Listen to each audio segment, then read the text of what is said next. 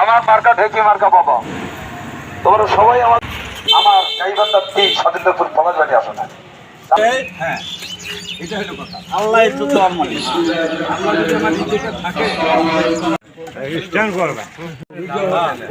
আল্লাহর রহমতে ভাই পলাশবাড়ির নান্দি শহর খামারনগরের পূর্ব নাগপুর খালি হচ্ছে কাউন্ট ঢেকি, হাসিরপাড়া বল্লরামপুর, হরিপুর, রাজনগর, কৃষ্ণপুর, হরিতলা, কালীতলা ফুটে ঢেকি মার্কা লোক আইজেলবি সি নাম সে আর গততেও এমপি তোমার উপজেলার দ্বারা ছিল, সেটা ছিনিয়ে নিছে।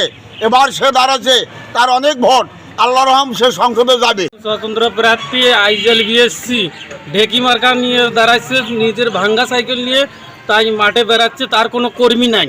5100 ভোটারের কাছে আমি স্বাক্ষর নিয়ে আমি স্বতন্ত্র প্রার্থী হতে পেরেছি এবং আমি শেষ পর্যন্ত ঘাত প্রতিঘাতের মধ্য দিয়েও আমি ঢেকি মার্কা পেয়েছি। আল্লাহর রহমতে সাদুল্লাপুর পলাশবাড়ির জনগণ আমার ঢেকির পক্ষে তারা জোরালো সাড়া দিচ্ছে।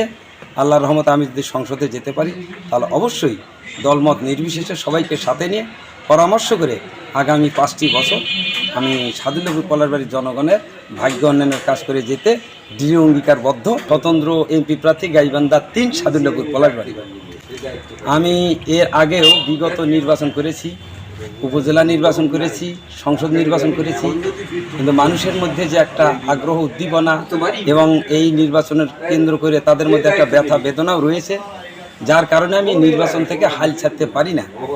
এবং আপনারা জানেন যে স্বতন্ত্র প্রার্থী হওয়া যে কতটা 5100 স্বাক্ষর লাগে, এই স্বাক্ষর সংগ্রহ করা খুব এক কঠিন চ্যালেঞ্জের বিষয়।